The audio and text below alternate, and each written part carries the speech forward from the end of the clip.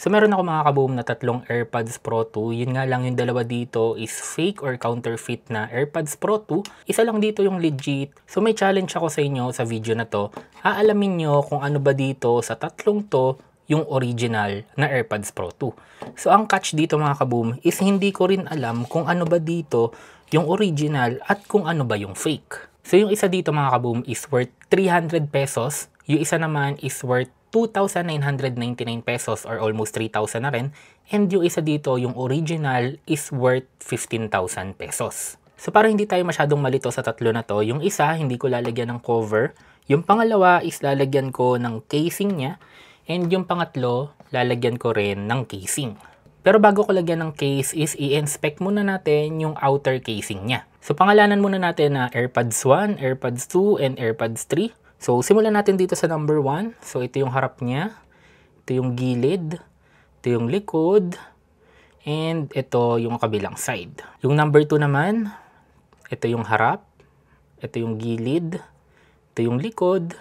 And ito yung kabilang side pa. Then yung pangatlo, ito yung harap. Ito yung gilid. Ito yung likod. And ito yung gilid. Yung kabilang gilid ulit niya. So, ngayon, para mas ma-compare ninyo, so ito yung 1. Ito yung 2, ito yung 3. So, makapansin nyo, almost magkakamukha sila. Next naman sa gilid niya. So, ayan. Then, itong likod, makapansin nyo. Ayan. So, ito, walang nakasulat na kahit ano. So, ngayon na may cover sila from AirPods 1, 2, and 3. So, silipin natin isa-isa. Ito yung AirPods 1. So, open natin. So, grabe, oh. AirPods 2 na AirPods Pro 2, oh. Yung pangalawa naman, ganun din, oh. Hindi mo malalaman kung ano ba talaga dito yung original and ano yung fake. And yung pangatlo, oh, kamukhang kamukha din, oh. Now, try natin silang tanggalin sa casing. Baka may makita tayong difference nila. So, ito yung itsura ng ating AirPods Pro 2. So, yan.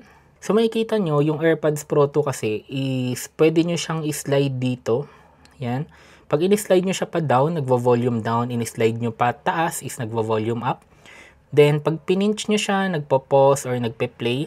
And titignan natin yung mga functions na yun mamaya. Kung alin ba dito yung gagana. Kasi siguro naman, di ba? Yung original lang yung may ganung function.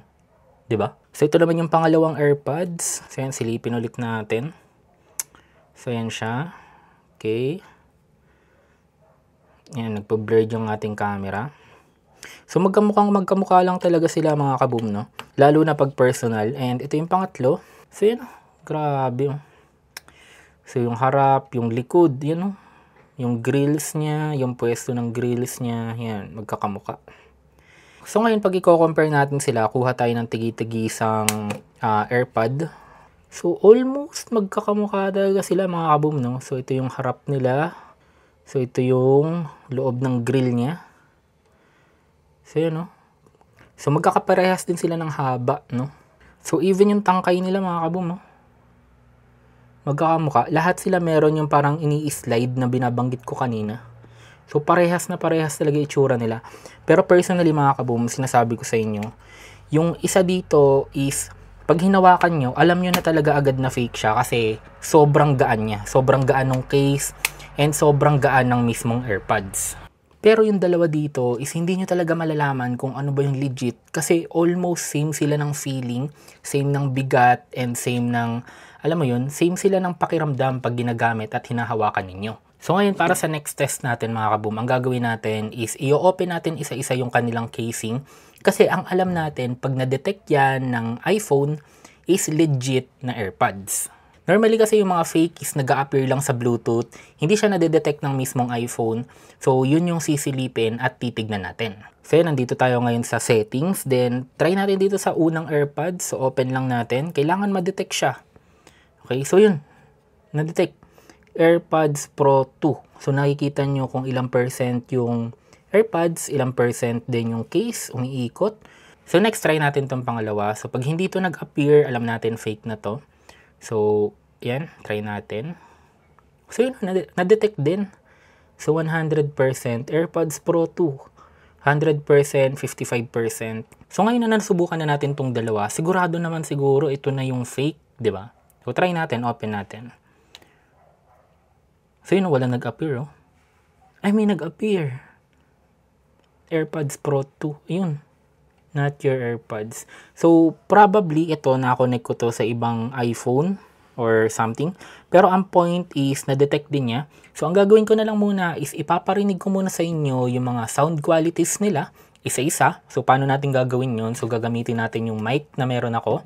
So, yung gagamitin natin, siguro hindi ito yung the best na example, pero at least, meron kayong idea, no, kung ano yung sound quality ng kada product na meron tayo or ng kada AirPods na meron tayo.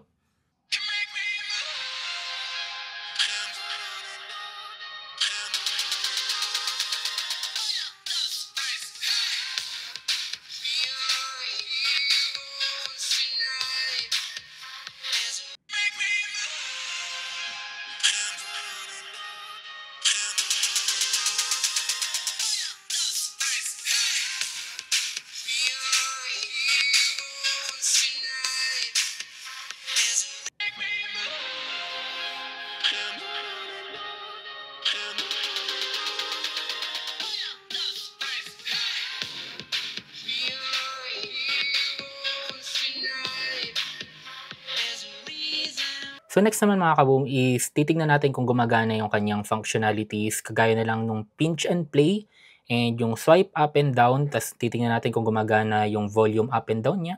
So yun itetest natin dito sa tatlo na to. So dito tayo ngayon sa AirPods 1 natin, number 1, AirPods number 1. So yun yung volume up, ay volume down. So makikita nyo bumababa yung volume. Volume up. So gumagana oh. Try natin yung pinch. Nag-pause, pinch, nag-play. Now, dito naman tayo sa AirPods number 2 natin. Okay. So, try natin. Volume down. Uy, ba't di gumagana? So, hindi siya gumagana, oh. So, ayaw niya mag-play. Ayaw niya mag-pause. Volume up, volume down. So, ayaw. Kahit saan ko pindutin, ayaw niya. Yung kabila, ganun din. Volume up, volume down, volume up. So, walang gumagana. Pero, pag sinuot ko siya sa tenga, so hindi ko mapapakita sa inyo, pero pag sinuot ko siya sa tenga, ayun o, gumagana yung volume down, volume up, play, pinch, pinch. So, gumagana siya mga kaboom pag sinuot sa tenga, pero pag hindi ko siya suot, is hindi siya gumagana. So, next naman, itong AirPods number 3. Okay, so yan, nagpe-play na siya. So, volume down. So pag natatouch ko siya mga kaboom, no, anong nangyayari is nagpo-pause yung video. So, yan, nag-play, nag-pause, nag-play. So, hindi gumagana yung volume down. So, yan, makikita nyo wala nag-appear. Volume up, wala din. Ang malupit din pala mga kaboom sa tatlo na to is lahat sila may transparency at noise cancellation. So, ngayon, ang gagawin natin is titimbangin na natin sila. So, unahin natin kay AirPods number 1. So, currently is 59.5 grams yung timbang ng case kasama yung earphones. Next naman natin si AirPods number 2. Current weight niya is 61.4 grams kasama yung earphones. So, low-bat na yung ating AirPods number 3. AirPods number 3 is 35.4. So, nabanggit ko kanina is yung isang fake. Mahalata nyo na agad sa gaan niya. So, meaning ito is fake. Okay, so fake yung ating AirPods number 3. So, ang masasabi ko lang dito mga kaboom, no, kay AirPods number 3 is mukha talaga siyang AirPods. Huwag nyo lang hawakan, no, kasi pag yan, no. So, ibig sabihin mga kaboom is maglalaban na lang yung legit between dito kay AirPods number 1 and dito kay AirPods number 2. Also pala, parehas din silang supported ang MagSafe charging, kaya mahirap talaga masabi kung ano ba dito talaga yung legit. And mag-comment na rin ako sa kanila pagdating sa feel. Yan o, pag hinawakan nyo yung case, lalo na kuwari yan, pinagpalit-palit natin. So, hindi ko na alam kung ano dito yung legit and kung ano yung original. Kasi same na same talaga sila. Parehas na parehas sila. Although, kung titignan nyo, yung isang port dito is USB Type-C. Yung isa naman is Lightning port. Pero hindi siya issue kasi ang AirPods Pro 2 is available siya in two variants. USB Type-C and Lightning port. So, ibig sabihin, hindi mo masasabing hindi to original kasi Type-C to, or hindi to original dahil Lightning port to. So, pwedeng parehas silang original and pwedeng parehas pa rin silang fake. So, ibig sabihin, almost same sila ng bigat. Pinakita ko sa inyo kanina, yung isa is 61 grams, yung isa is 59 grams, which is, pag hinawakan nyo yun at kinuha nyo, hindi nyo naman mararamdaman yung 3 grams difference. And once na inopen nyo naman sila, yan no, magkamukha din talaga sila. So, may text doon sa taas. May text din to dito sa taas. Pag inopen natin and kinuha natin yung mga mismong AirPods, yan, kunin natin to. So, yan no. Sa ilalim is meron siyang serial number and kung ano-ano. Ganon din dito sa kabila. May serial number din and kung ano-ano. Ngayon, kung medyo may alam kayo sa AirPods and ang gagawin nyo is itatry nyo na tanggalin yung kanyang ear tip. Okay, kagaya na lang to. For example, tanggalin natin yung ear tip na to. Tanggalin natin siya. So, ganun lang kasi tanggalin and mag-replace ng ear tip ng AirPods Pro 2. So, tatanggalin nyo lang. Kasama siyang nahihila. And kiniklik nyo lang para ikabit. And pag tinignan naman natin tong kabila, yan. Ganun din naman. 'Di ba? Parehas na parehas lang. Kung paano ikabit yung isa, ganun din ikabit yung kabila. Unlike dito sa AirPods number 3, which is sabi ko nga yung fake talaga, iba yung design niya. Parang yung mga ibang earphones na natatanggal talaga yung ear tip niya. So, ganun. Ngayon, pag pinag-usapan naman natin yung sound quality, of course, yung original is maganda, 'di ba? Super maganda yung bass, maganda yung mids, maganda yung highs. Overall, pag pinakinggan nyo, solid yung, lalo na yung transparency. Kung na-try nyo nang gumamit ng AirPods Pro 2, grabe yung transparency. Yung parang tipong wala ka ng earbuds, 'di ba? Parang wala kang suot. And yung noise cancellation, solid. Pero pagdating naman dun sa fake is gumagana yung transparency niya, gumagana yung noise cancellation niya. Pero hindi kasing ganda ng original. Pero ulitin ko gumagana. Hindi siya katulad nung sa fake na gumagana pero parang walang kwenta. Yung isang fake dito is gumagana pero hindi lang kasing ganda nung original. And masasabi ko nga, pagdating siguro sa bass, parang mas maganda pa yung fake kesa dun sa original eh. So the question is, alin nga ba sa dalawa na to yung fake? So, ito bang AirPods number 1 or itong AirPods number 2?